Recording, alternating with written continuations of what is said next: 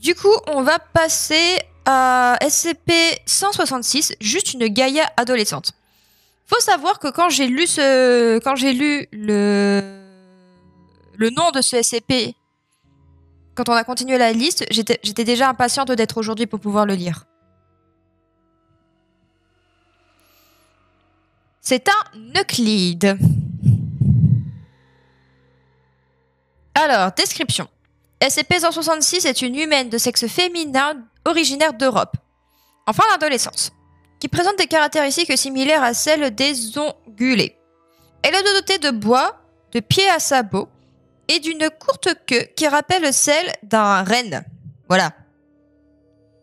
Malgré ces anomalies apparentes, l'analyse de son ADN ne révèle aucune trace génétique anormale. D'accord. Dans un rayon de 15 mètres autour du SCP, les objets artificiels redeviennent progressivement à un état non travaillé. Les objets plus complexes comme les appareils électroniques et les véhicules sont touchés plus rapidement, avec des dégradations de leurs composants métalliques qui leur provoquent une défaillance structurelle majeure au bout de quelques heures. Les structures et objets constitués de matériaux rudimentaires tels que les bâtiments en pierre ou les produits fabriqués à partir de matériaux organiques se décomposent à un degré pratiquement imperceptible. Dans le même rayon, des végétaux se mettent à pousser, souvent dans des endroits improbables, par exemple derrière des caméras de sécurité ou des scanners d'identité. Le SCP présente une sensibilité pouvant être qualifiée d'anormale au matériel artificiel et aux substances polluantes, leur inhalation ou leur contact lui provoquant des escarres et des symptômes de crise d'asthme aigu. Par exemple, le SCP a déjà subi une grave crise d'asthme suite à un contact physique avec un fumeur, plus précisément un médecin qui n'avait pas fumé de cigarette depuis 3 semaines.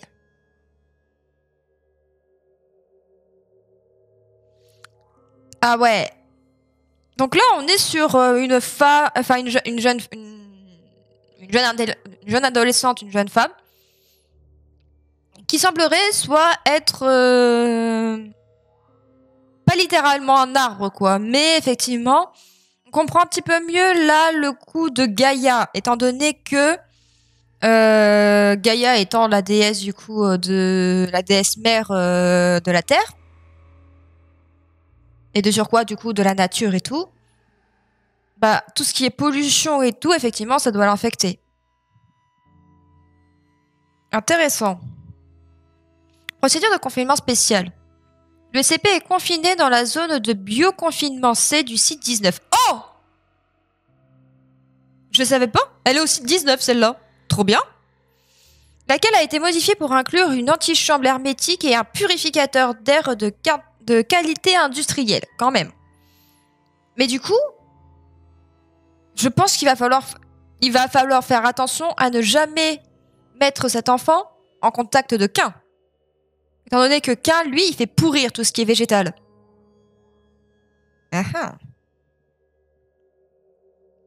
Les membres du personnel de confinement doivent à tout moment être équipés des combinaisons de protection contre les risques biologiques spécialement conçues dans le cadre du confinement du SCP, lorsqu'ils se trouvent à l'intérieur de la zone.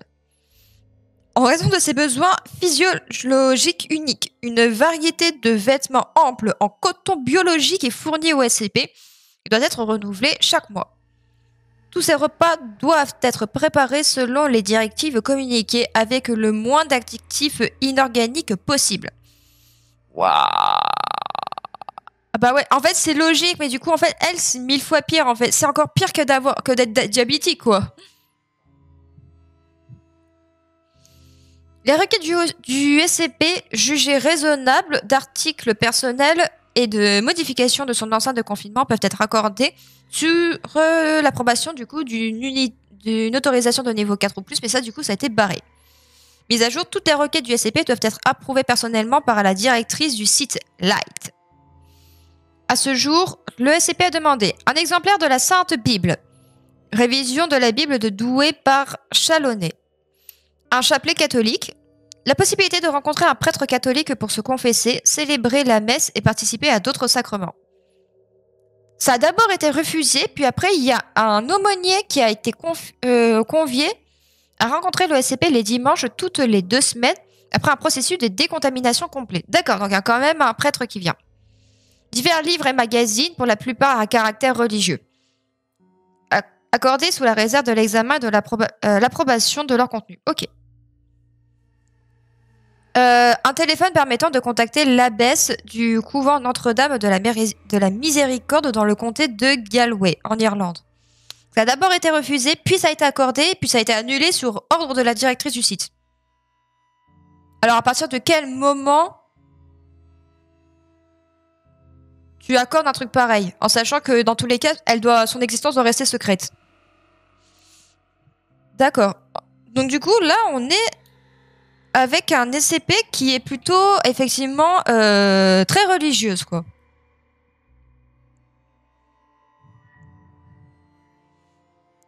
Découverte. Le SCP a été découvert au couvent de Notre-Dame de la Miséricorde dans le comté de Galway, en Irlande, où elle vivait depuis son enfance. Elle a été établie par un agent déserteur de la coalition mondiale occulte que le SCP est l'enfant de l'entité dangereuse 9927-Noir, la déesse, également connue sous le nom d'un autre SCP, qui a été éliminé par une équipe d'assaut de la CMO lors du sinistre incident de Cornouailles. Oh. Donc là, en fait, ça explique le côté un peu religieux, enfin très religieuse, étant donné qu'elle a vécu dans un couvent toute sa vie. Mais du coup, en fait, ça serait la fille d'un autre SCP qu'on appelait la déesse, qui a été tuée par la CMO lors d'un incident. Et du coup, l'enfant a été récupéré au couvent. Eh ben. Alors, on a un document de la CMO qui a été récupéré. Entrée de la base de données des entités dangereuses. Idée de la menace. EDC 9927, noir enfant, la fille. Niveau de riposte autorisé 4. Ah ouais, menace sérieuse. Description. L'entité dangereuse est la fille de l'incarnation de, du coup, la déesse, et d'un père inconnu. Bien qu'elle semble partager des traits animaliers de sa mère, son apparence bestiale n'est pas aussi extrême que celle de sa mère. Elle possède des capacités chlorocinétiques mineures, mais la raison principale de sa classification en tant qu'entité dangereuse est sa connaissance instinctive et son aptitude à mettre en œuvre la procédure occulte d'horlogerie enfant noire à vie. Qu'est-ce que c'est que ça encore? Un rituel d'ampleur mondiale qui ferait régresser de façon inadversive la civilisation humaine à un niveau de vie qu'elle avait au néolithique. Putain, attendez, donc ça veut dire que là, la gamine, elle connaît un rituel qui fait qu'on pourrait revenir à l'époque néandertale? En tout cas, je pense pas que ça. C'est pas, pour moi, c'est pas un truc qui va, c'est pas un truc qui va faire que on va remonter le temps. Mais du coup, nous humains, on va redevenir des hommes de Néandertal. Oh putain de sa mère, effectivement.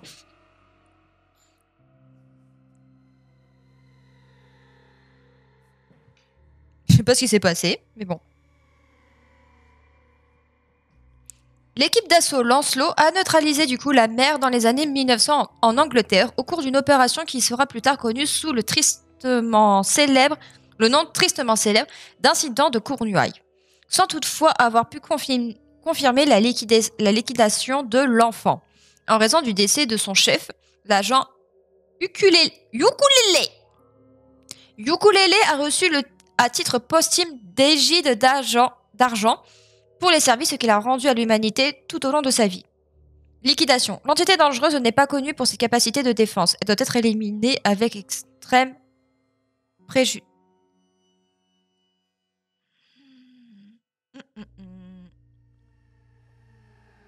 L'agent avait refusé d'éliminer le SCP, préférant le faire rentrer clandestinement dans un couvent catholique du comté de Galway en Irlande. L'objet y a vécu jusqu'à l'âge de 12 ans, date à laquelle un visiteur du couvent l'a accidentellement vu, puis signalé aux autorités. L'agent est alors entré en contact avec la fondation, acceptant de partager les informations de la CMO en échange de la garantie de sécurité et de confiner le SCP. Les informations supplémentaires sont confidentielles. Oh putain! D'accord, donc en gros, je vous résume. Il y a eu un incident la CMO, donc du coup la Coalition mondiale occulte, a provoqué un incident en Angleterre, qui a tué du coup la mère du SCP, qui était certainement connue pour être extrêmement dangereuse. Certainement, Gaïa, littéralement, on pourrait très bien se dire que c'est Gaïa. Mais du coup, l'enfant de cette dernière a été récupéré par l'agent Ukulele, donc du coup le chef du coup de l'opération de l'incident de Cornouailles. Et l'enfant a été envoyé dans un couvent où elle a vécu jusqu'à l'âge de 12 ans, jusqu'au jour où en fait certainement un habitant du village d'à côté a vu l'enfant et l'a signalé aux autorités. Et à ce moment-là, en fait, l'agent Ukulele est revenu. Donc peut-être, on peut très bien imaginer que l'agent Ukulele, il a vécu dans un endroit pas très loin, pour justement veiller sur la gamine. Et quand l'enfant a été découvert en fait par la civilisation, par les gens normaux, il savait pertinemment que la CMO allait le savoir. Donc du coup, il a récupéré l'enfant au couvent et il a demandé à la fondation de la protéger. Et du coup de la confiner. D'accord. Et on peut très bien se dire que derrière, peut-être que ce mec est devenu après derrière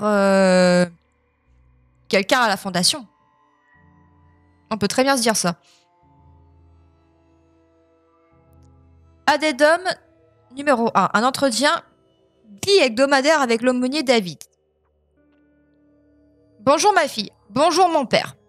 Comme d'habitude, je dois vous rappeler qu'en raison de notre environnement, le sceau de confession ne sera pas en vigueur, sauf s'il est expressément invoqué. Et même dans ce cas, les détails de notre conversation peuvent être divulgués s'ils sont jugés essentiels. Vous avez compris? Elle hoche la tête. Oui. Normalement, un prêtre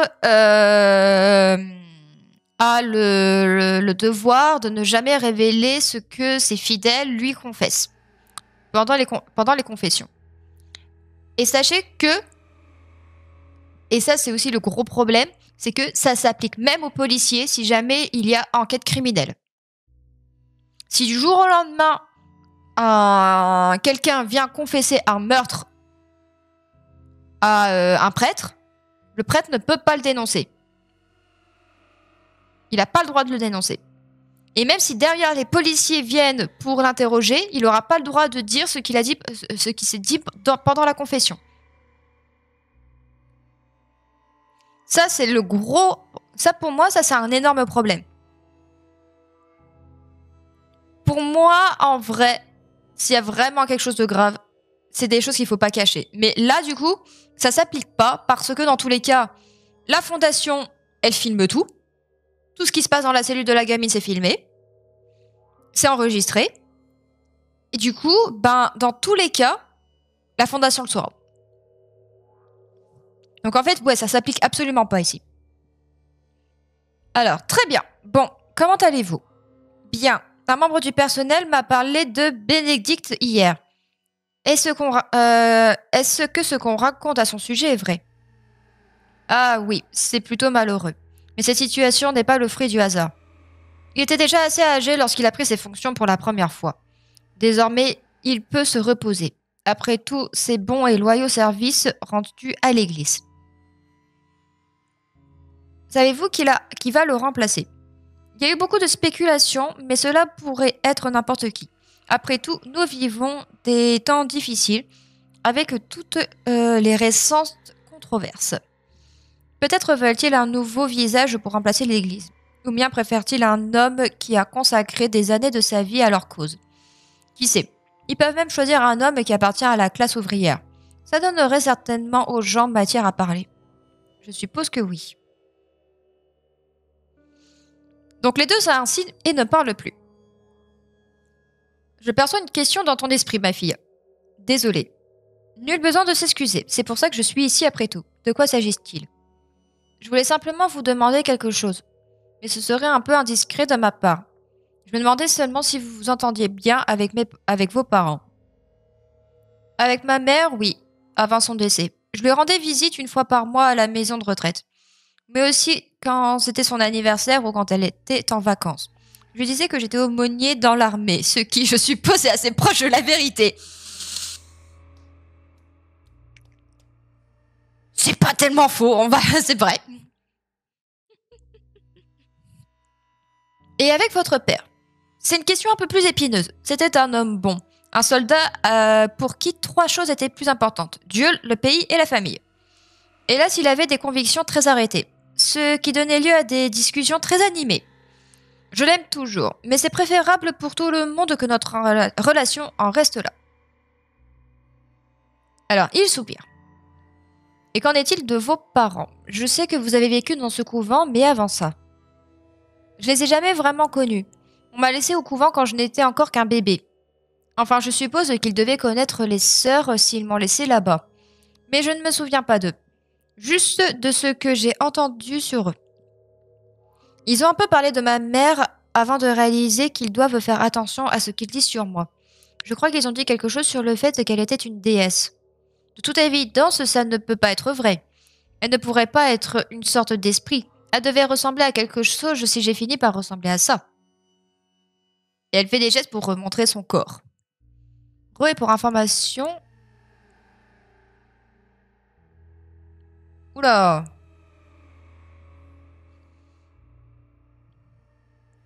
Je me souviens avoir surpris l'abbesse en train de parler à l'une des autres sœurs à propos de quelque chose de mal qu'elle avait fait. Quelque chose à propos d'un rituel qu'une autre personne avait arrêté. Elles ont dit qu'elle était morte. Toutes mes condoléances. C'est pas comme si je la connaissais. Et au sujet de votre père. Elle hésite. Je ne sais pas. C'est sans doute lui qui m'a déposée au couvent. Mais pourquoi? Pourquoi ne m'a-t-il pas emmenée avec lui? Je suis sûre qu'il avait ses raisons. Peut-être. Vous savez, ils ne m'ont jamais parlé de lui. Pas une seule fois. J'ai dû demander 1000 fois à l'abbesse, mais elle ne l'a jamais évoqué. Si ma mère était si horrible, qu'a fait mon père?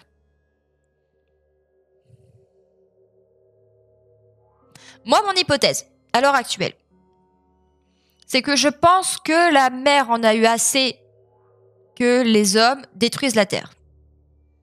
Il a voulu les ramener à l'époque néandertale et que derrière, elle détruise en fait tout ce qui est technologique et tout pour que l'homme en fait revienne à un état où justement il n'était pas civilisé, il connaissait pas l'agriculture, donc en fait, c'était une époque où c'était en parfaite harmonie avec la nature, quoi.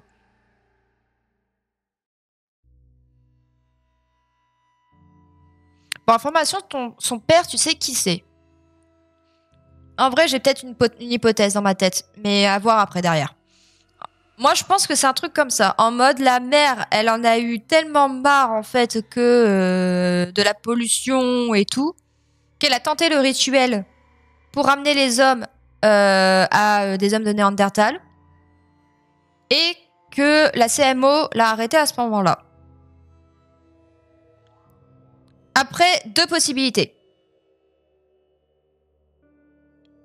Soit le père est un homme normal et que du coup, il pouvait pas s'occuper de sa fille parce qu'elle est anormale.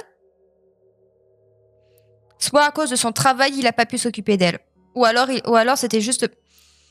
Pour moi, soit... Après, l'agent Yokulele qui a ramené la fille au couvent pourrait aussi être son père. Franchement, là, je sais pas. Pour le moment, aucune idée. Mais d'après Maxime, on connaît l'identité du père. Ok. L'addendum numéro 2. Un entretien disciplinaire avec... on sait pas qui. Oula, j'ai peur. Donc on est avec le Dr Light. Mais à quoi diable pensais-tu? Je voulais m'assurer qu'elle aille bien. Tu ne m'as pas laissé lui parler. Je me suis juste débrouillée autrement. Tu as fait bien pire que ça. Si tu t'en étais tenu à faire jouer ton influence pour qu'elle puisse obtenir quelques faveurs, j'aurais bien sûr fermé les yeux. Mais là, tu as essayé de donner une ligne téléphonique avec le monde extérieur à une anomalie de niveau 4, bon sang.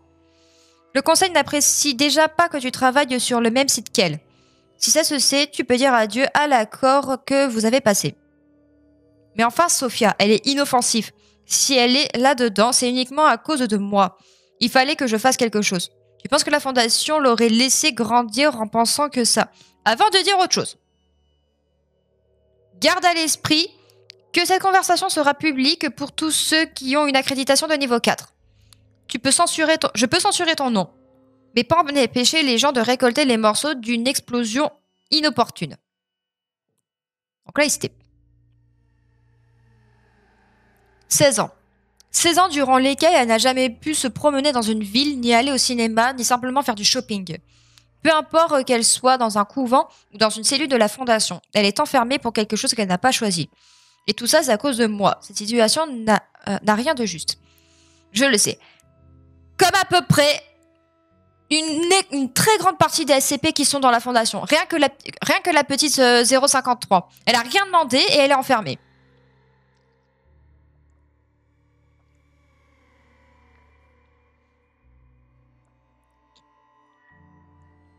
Et c'est là où vous savez que les mangas sont extraordinaires. Prenez juste My Hero Academia. Un monde où tout le monde a des pouvoirs.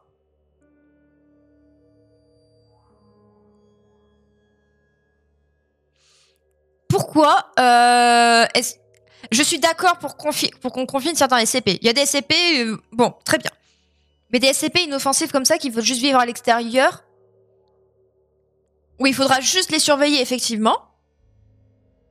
Et bon, s'ils font une bêtise d'une grande ampleur, va falloir les reconfiner très bien. Mais genre...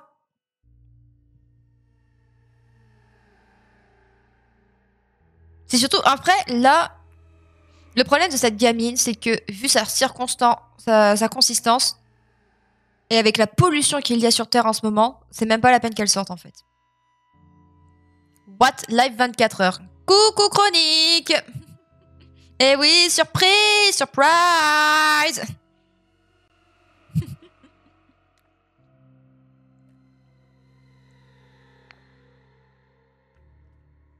Alors, et tu ne peux rien y faire. Je pourrais envoyer une équipe d'assaut n'importe où sur le globe. Je connais des secrets que les plus puissants du monde paieraient des milliards pour connaître. Et pourtant, je ne peux même pas lui parler, lui dire qu'elle n'est pas seule. Tu as fait du mieux que tu pouvais. Bien plus que ce que l'on aurait pu attendre de toi dans une situation impossible. C'est drôle comme ça ne fait pratiquement aucune différence. Tu sais, je m'en fiche. Tu n'as qu'à faire un rapport sur moi. Finissons-en avec ça. Je t'ai programmé 6 séances de 2 heures avec un psychologue de la fondation. Je vais m'assurer que ce soit Glace. Il n'aura qu'à donner sa signature à la fin de chaque séance pour que nous puissions les effacer de ton dossier. Alors là, elle a censuré sa phrase. Elle a dit oui. Oui, je sais, merci Sophia. Oula. Alors sachez que moi, ce truc me paraît familier. C'est pas impossible que je l'ai lu avant. Je pense savoir qui c'est.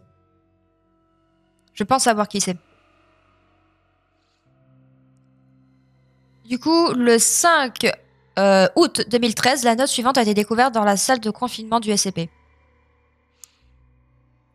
J'ai rencontré ta mère pour la première fois quand nous étions à peine plus que des enfants. Elle avait des sabots à la place des pieds et la lumière des étoiles dans les yeux.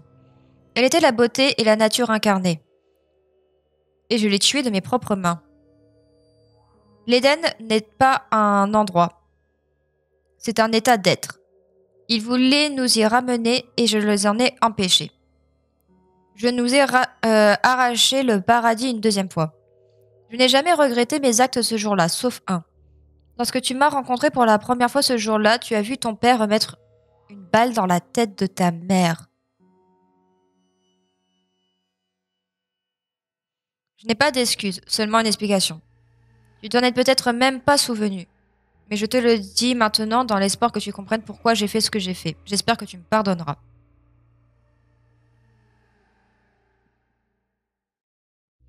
T'es en live depuis combien de temps et qu'est-ce que tu lis? Ça fait un peu moins d'une heure. On a commencé il y a 1 heure, on va dire. Et là, du coup, on est en train de lire le rapport de SCP-166. Je t'aime. J'aurais aimé pouvoir faire plus pour toi. Le mieux que je pouvais faire était de te laisser entre les mains de personnes gentilles et aimantes et d'espérer qu'elles t'élèveraient à ma place. De ce que j'ai vu, ils ont bien réussi. Je suis désolée que tu n'aies pas pu rester avec eux. Je suis désolée qu'ils t'aient emmené dans cet endroit. Je promets de faire de mon mieux pour que ton séjour ici soit le plus agréable possible. Je promets de te protéger. Joyeux 16e anniversaire. Ton père qui t'aime. Alors, est-ce qu'on peut... Ouais, c'est ça.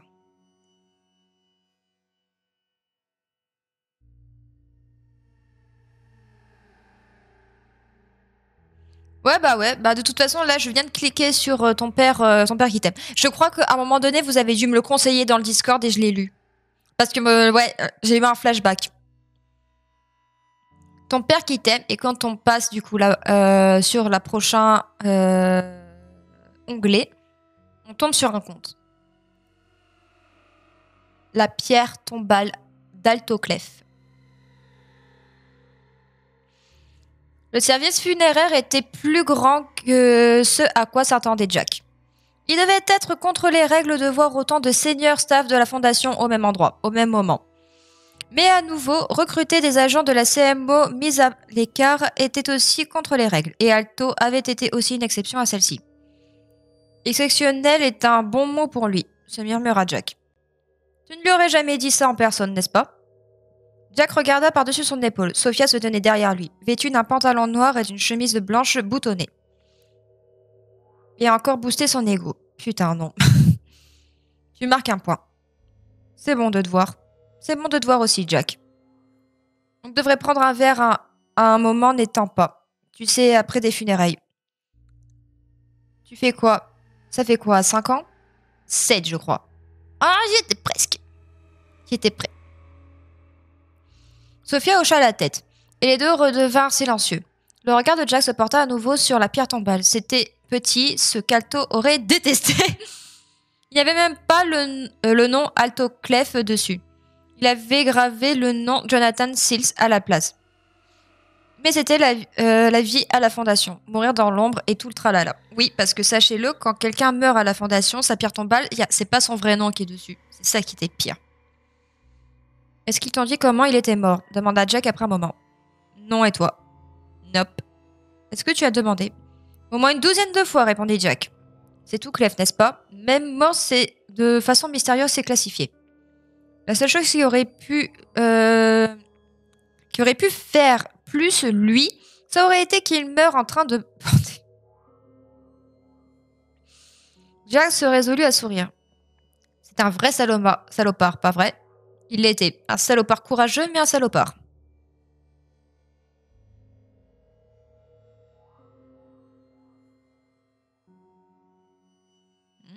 Trop bien. Faudra que j'aille la voir. Je suis pas sûre de l'avoir vue, celle-là, de tes vidéos.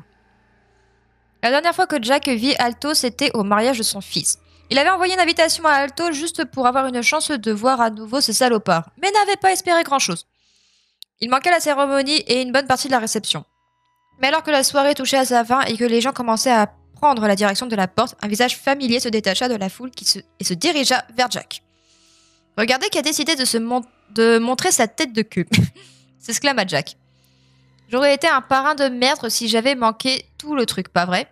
Tu as manqué la cérémonie, tu es toujours un parrain de merde. Jack donna une grande tape sur le dos d'Alto. Tu veux un verre? Non, ça va. De toute façon, j'ai besoin de conduire pour rentrer à la maison. Oh, regarde-toi, monsieur responsable. Ça fait quelques années que j'ai arrêté de prendre des risques, tu sais. Jack se prit une autre gorgée de bière. Ne me dis pas ça, ça fait quoi? 2 mois qu'on s'est retrouvés dans ce combat au couteau en Bolivie. Passer à 2 doigts d'avoir tes doigts coupés, tu n'es pas vraiment sans danger. Ça s'est passé il y a 5 ans, Jack. Quoi, vraiment? Ouais.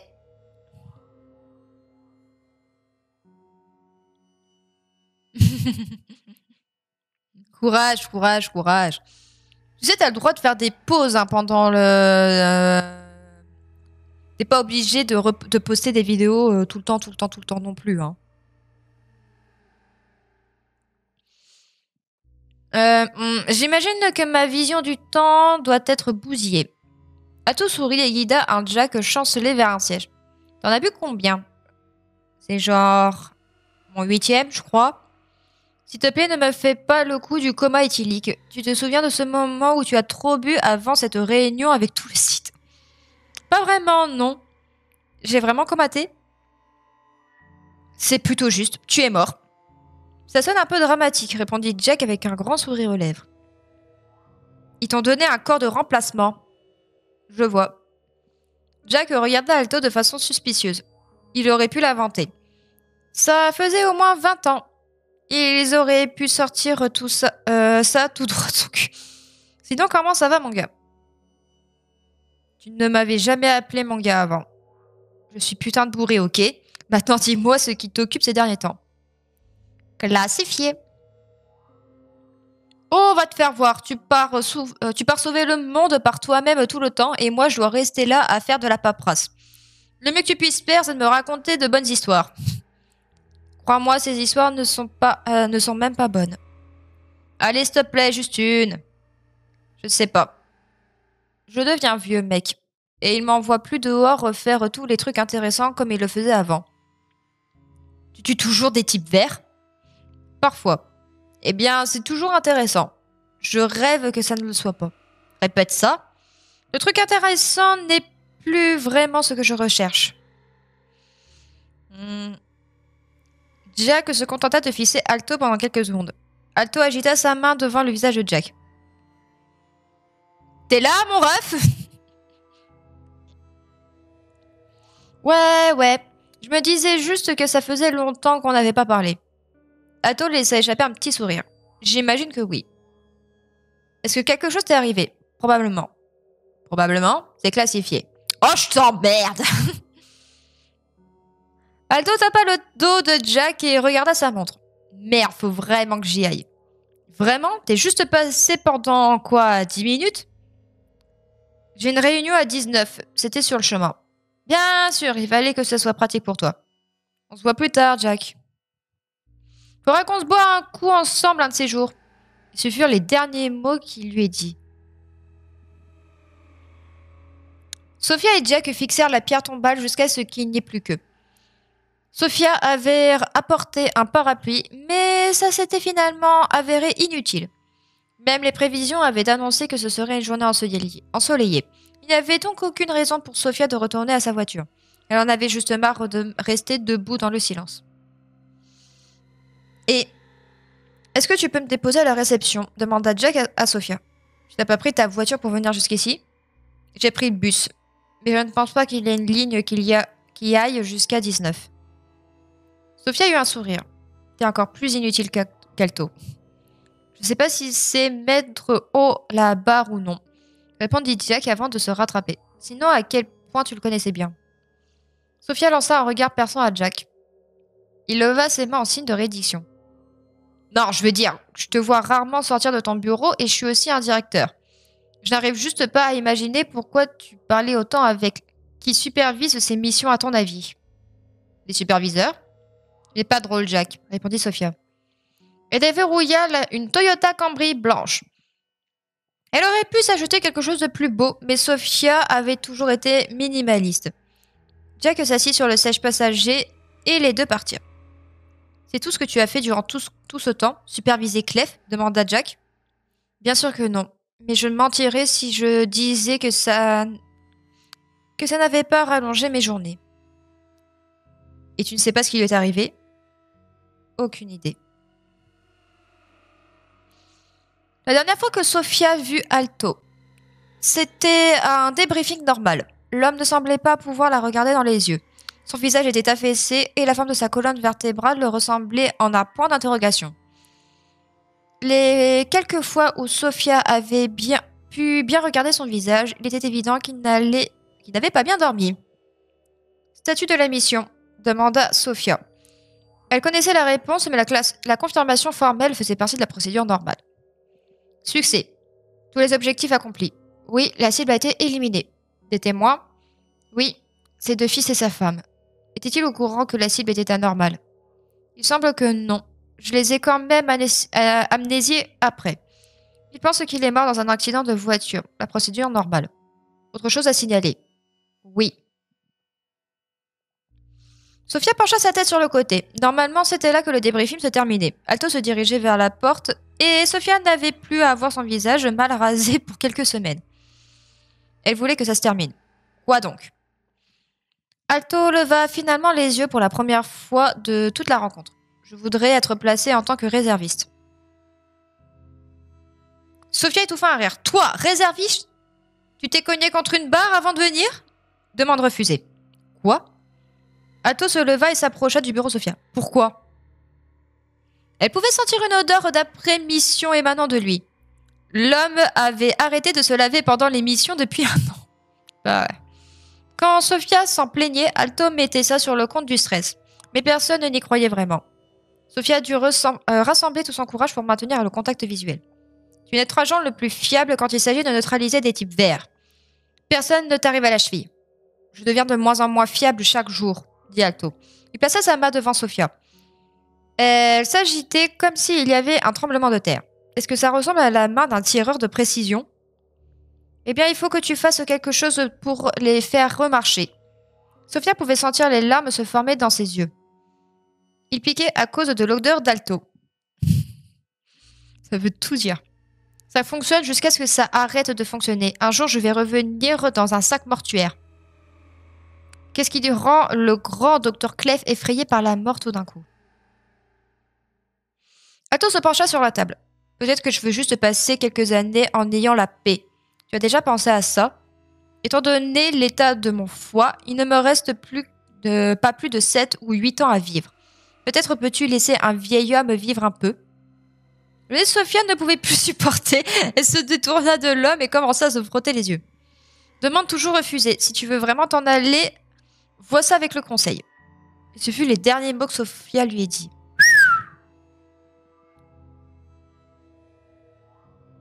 Les deux arrivèrent aussi 19. Saluèrent d'un signe de la tête et partirent chacun de leur côté. Ils se mêlèrent aux autres à la réception, faisant tout leur possible pour parler de n'importe quoi sauf du connard qui venait tout juste d'être enterré. Mais ils pouvaient toujours sentir un poids dans l'air. Cette ambiance, tu ne mesures pas ta chance jusqu'à ce qu'elle disparaisse. Qui arrivait quand quelque chose se terminait. Pendant ce temps, quelque part au fond du site 19, un assistant administratif entrait des actes de décès dans la base de données de la Fondation. Il avait un peu plus haut niveau d'accréditation que n'importe quel directeur de certains membres du Conseil au 5. Mais c'était surtout parce qu'il avait besoin de quelqu'un pour rentrer ces informations qui n'allait pas gâcher le temps du numéro 3. C'est pas faux. Mais cet assistant ne comprenait pas ce qu'il y avait de si confidentiel dans ces actes de décès. Il ne connaissait aucun agent ou docteur de la Fondation, donc il ne pouvait pas mettre un nom sur un visage. De plus, pour la plupart des actes, la cause de la mort était inconnue de toute façon. Mais il connaissait l'importance d'enregistrer les informations, et comme c'était ce pourquoi on le payait, l'assistant le faisait. Il s'asseyait à son petit bureau, séparé du reste de la Fondation, et continuait à entrer les noms, les dates de décès et les noms disponibles. Cependant, alors qu'il était arrivé à la moitié de la pile dont il s'occupait actuellement, il tomba sur un papier qui lui donna finalement une cause de décès. Nom Jonathan Slee, date de décès 19 avril 2019 à 16h33. Cause de la mort, tué dans un accident de voiture en allant chercher sa fille à son cours de danse. Et puis il passait au papier suivant.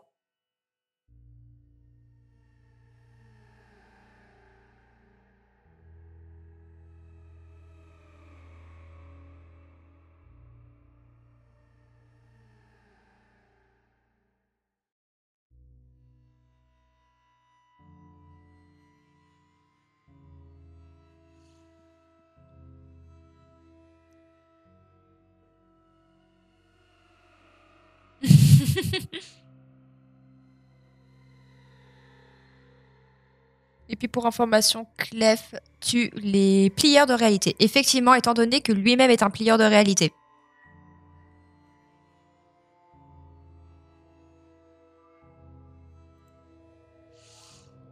Donc oui, le docteur Clef est le père de 166. Et il a tué du coup la mère de cette dernière, pour certainement arrêter le rituel qu'elle était en train de faire. Oh, c'est vrai que je viens de me souvenir d'un coup que c'était dans un accident de voiture. Si je dis pas de bêtises, c'était un fake. Il a simulé sa mort, je crois, mais je suis pas sûre. Pour moi, il a clairement simulé sa mort. Hein. Pour moi, il a clairement simulé sa mort. Parce que sincèrement, c'est un plieur de réalité. Certainement le plus grand connard de la Fondation. On peut pas tuer le plus grand connard de la Fondation. Vous voyez ce que je veux dire? Ou elle fun après.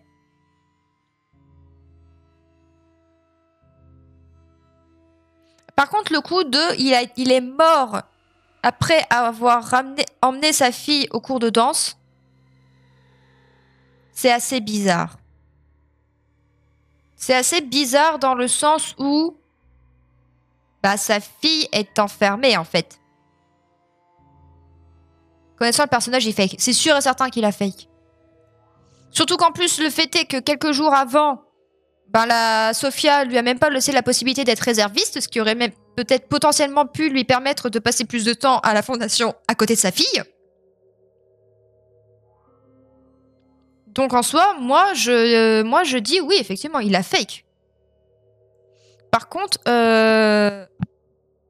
on est d'accord que Clef, il a pas de gosse. À part 166, bien évidemment. Mais on est d'accord que le mec, il est seul.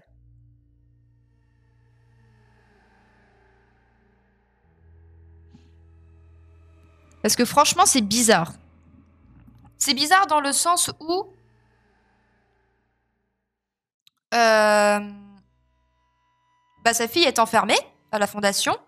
Et sa cause de décès, c'est qu'il est mort dans un accident de voiture en allant chercher sa fille à la danse. Mais sa fille ne peut pas aller dans un cours de danse. Enfin, si. Après, dans ma tête, s'il a pas de gosse, à part du coup le SCP, c'est pas crédible. C'est pas crédible comme cause de mort.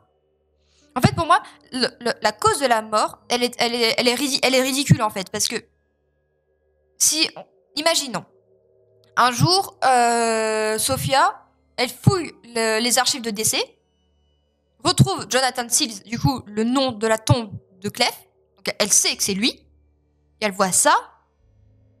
Pour moi, elle va littéralement se dire, il y a anguille sous roche, quoi. Il y a anguille sous roche.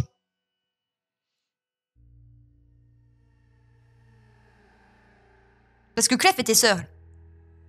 Sinon, c'est dommage que la commu, on est très peu. Pendant le live à 24 heures, on aurait pu faire du Graphic Fall ou Among Us.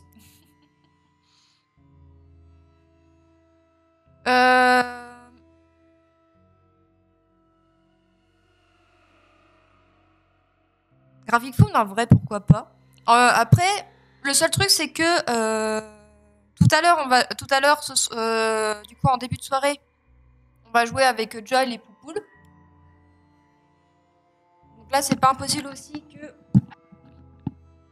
Je pense savoir déjà de base ce qu'on va potentiellement faire. On fera pas du Lethal Company, ça c'est sûr et certain, parce que de toute façon, le live va planter.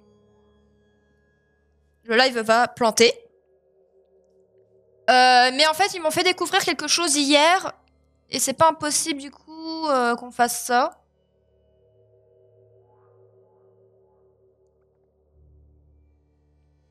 Donc à voir. À voir ce qu'on fera. En fait, pour moi, vous voyez, cette cause de la mort, c'est la preuve irréfutable que Clef est encore vivant. Parce que c'est pas cohérent.